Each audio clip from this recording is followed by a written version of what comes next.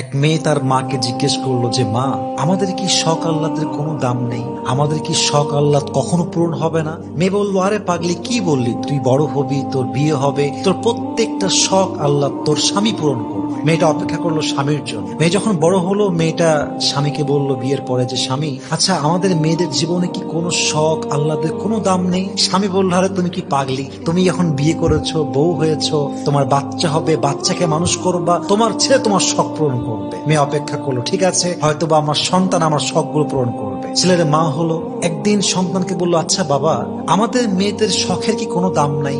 আমাদের আহ্লাদের কোনো দাম কি পৃথিবীতে নেই?